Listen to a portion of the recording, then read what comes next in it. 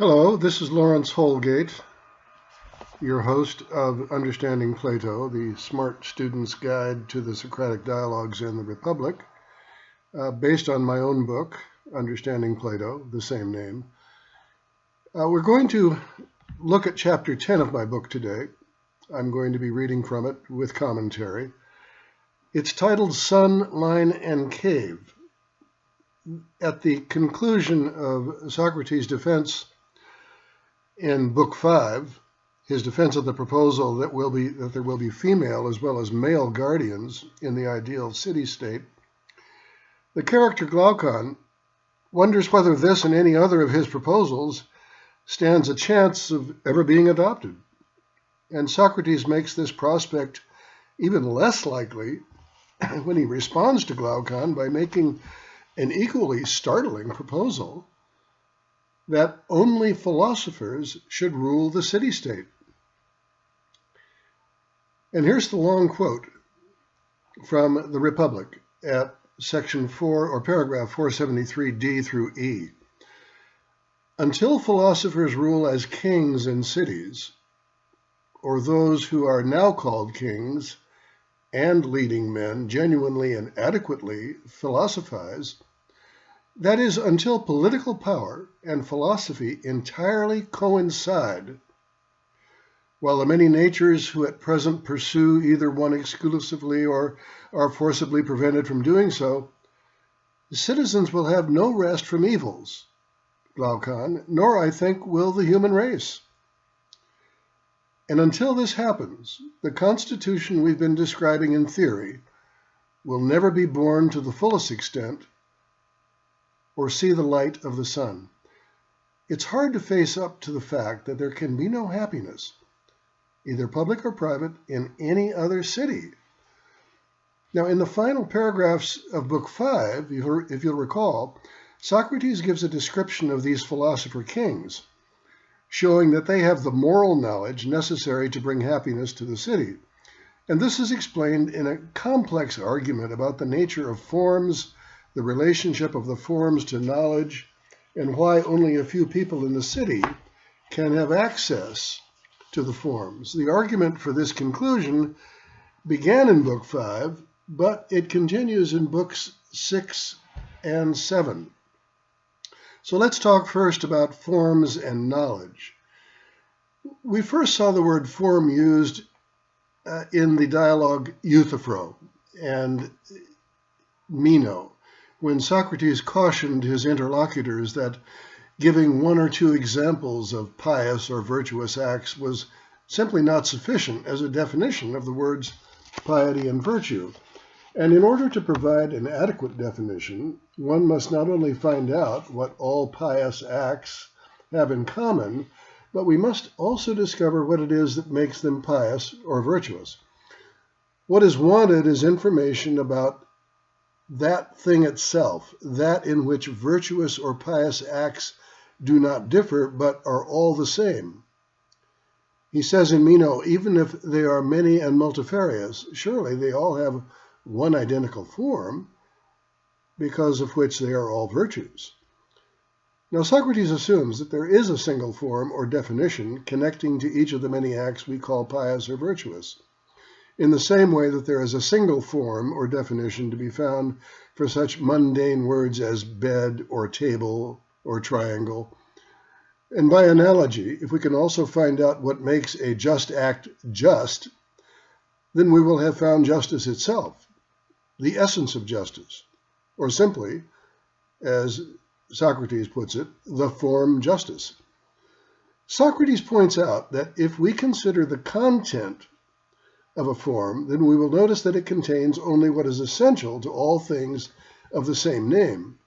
For example, the definition of bachelor, or as Plato would say, the form bachelor, would contain male, adult, and unmarried, but not bearded, 6 feet tall, or 180 pounds, even though a particular person who is a bachelor would have all of these latter characteristics. The first three, male, adult, unmarried, but not the latter three, bearded, 6 feet tall, 180 pounds, are essential to a person qualifying as a bachelor, and they alone constitute the form bachelor. Today we prefer the word definition or the word concept. Now Socrates declares, quote, each of them, that is the forms, is itself one, but because they manifest themselves everywhere in association with actions, bodies, and one another, each of them appears to be many, end quote. That's at 476a in the Republic. There's only one form bachelor, although it may appear that there are many because it applies to many people who are called bachelors. The phrase, and one another, means that the form itself is associated with other forms. For example, the form bachelor is associated with the forms male, adult, and unmarried, and not associated at all with the forms bearded, 6 feet tall, or 180 pounds. Or I should say bearded tallness or having pounds. The association is that of logical implication. A bachelor is necessarily an adult male who is unmarried, but a bachelor is not necessarily an adult male with a beard.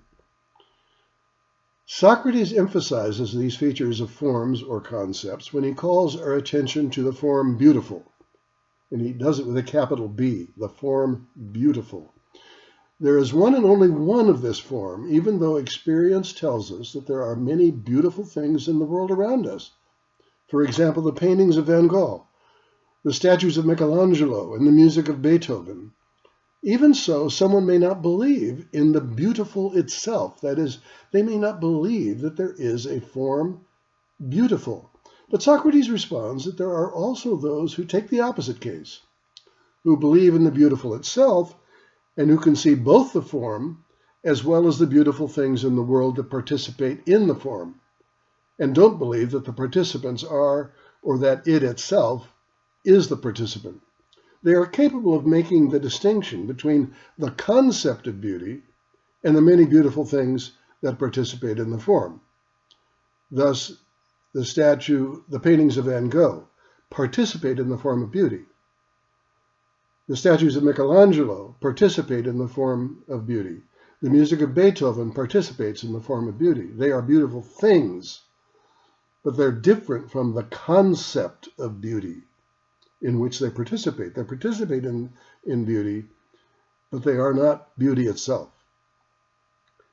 The next point that Socrates makes is about the relationship between forms and knowledge. Those who believe in the form beauty, that is, what beauty is itself, they have knowledge, whereas those who do not see the form, but only see particular instances of it in nature, well, they have only opinion. Their thought is opinion because they, quote, think that a likeness is not a likeness, but rather the thing itself that it is like. If I refer to the statue of David as beauty itself, then I am confusing this particular statue with the form beauty.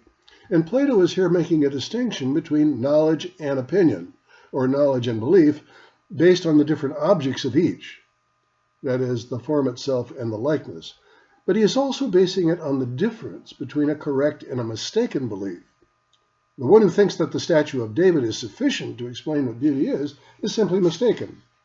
The one who thinks that the form of beauty is not to be identified with any other particular beautiful object has the correct belief, and this is identical to knowledge.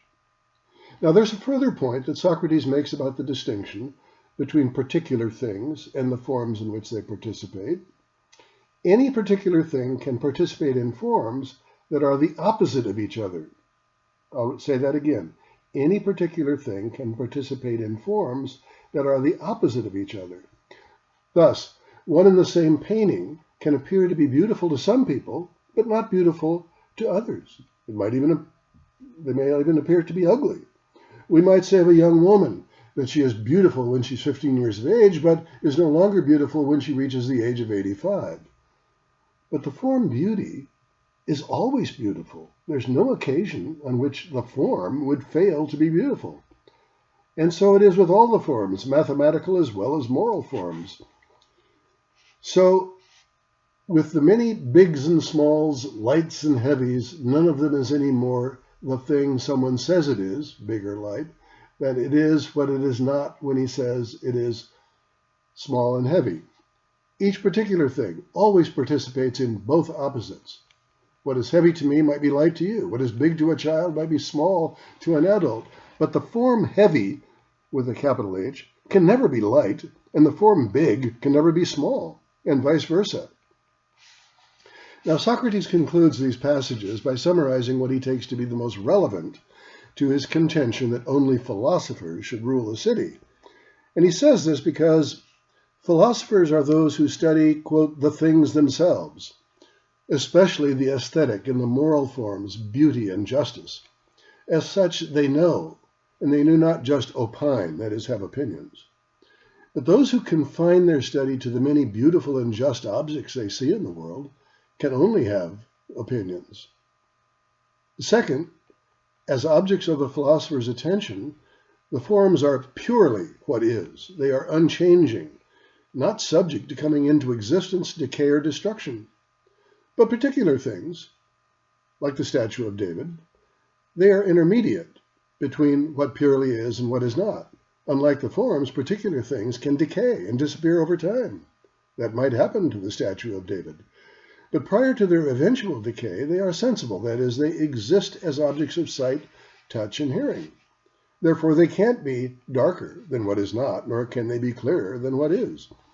Those who ignore the forms and attend only to particular things are studying objects that are, quote, ambiguous, and one cannot understand them as fixedly being or fixedly not being, or as both or as neither. Paragraph 479c in the Republic.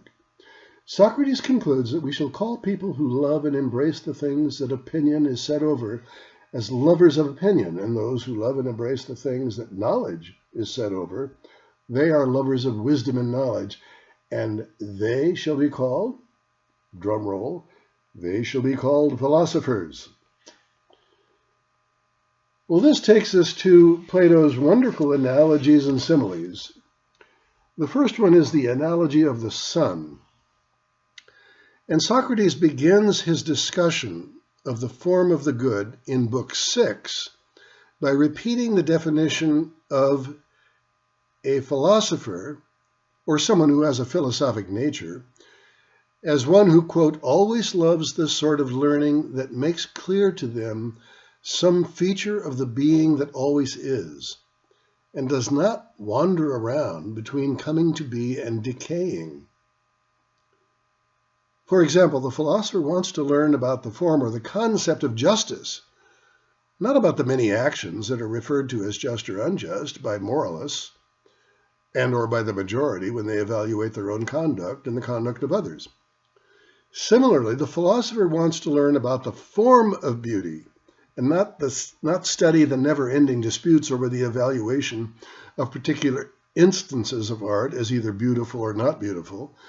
The philosopher will focus on the forms of justice and beauty, because as forms, they are eternal and unchanging, unlike the things that we see, which we perceive, like the statue of David or like the art that we see on the wall. Those are not eternal and unchanging. They are changing. Now, of all the forms, both moral and non-moral, none is more important for the rulers to study than the form of the good. Again, with a capital G, the form of the good. This is because, quote, it is by their relation to it that just things and the others become useful and beneficial. Socrates goes on to say that we have no adequate knowledge of it, the form of the good, and if we don't know it, even the fullest possible knowledge of other things is of no benefit to us, any more than if we acquire any possession without the good of it. Now, the wording in that quote leads us to conclude, that quote, by the way, is at paragraph 505. The wording of that quote leads us to conclude that the sense of the word good, the meaning of the word good, is a non-moral use of the word good, as in the eye is good for seeing, or the pruning knife is good for pruning lines. If the phrase just things refers to justice in the city and justice in the individual, then Socrates means that merely knowing the form justice is of no benefit to us until we know the form of the good. Only then will we know what justice and the other forms are good for. We have to make that link between the form of justice and the form of the good. Can we do that? Now, a possible objection to this is that Socrates has already said what justice is good for. Didn't he argue in Book 4 that justice in the city is each person practicing one of the pursuits in the city, the one for which he or she is naturally best suited? And justice in the soul exists when each element within the soul does its own job, when ruling and being ruled are concerned. He further proclaimed, didn't he, that adherence to these arrangements in city and soul will bring about health and happiness to both. In this respect, justice is good for both the city and the soul. Well, then why should we and the guardian rulers need to know more than this about justice? And yet Socrates insists that knowledge of the form justice is not going to be useful to either the individual or the rulers of the city until we know the good of it. He addresses the warning especially to the rulers. He calls them the guardians. He says at paragraph 506, I don't suppose, at least, that just and fine things will have acquired much of a guardian in someone who doesn't even know in what way they are good. And I divine that no one will have adequate knowledge of them until he knows this. Our constitution will not be perfectly ordered unless a guardian who knows these things is in charge of it. Now, the way in which justice is said to be good in Book 4 does not constitute adequate knowledge of this important form. What is it then about the good that Socrates wants the guardians, the philosopher-kings, to know? Well, I'll leave off at this point. We'll continue next Monday. And please listen in again, because we're going to be talking about the son as an offspring of the good, the simile of the line, and finally, of course, the famous allegory of the cave. And maybe we can paste all these together and come up with some solution. Thank you. And again, if you want a copy of my book, Understanding Plato, all you have to do is go to Amazon.com, put in my name in the search bar, Holgate, spelled Houlgate, and just put in the word Understanding Plato, and that book will come up. And take a look at the Smart Student's Guide to other guides to other famous philosophers while you're there. I've done 7 of them now, and we're getting pretty good reviews. But if they're to your advantage, take a look. Thank you very much, and please listen in next Monday. Thank you.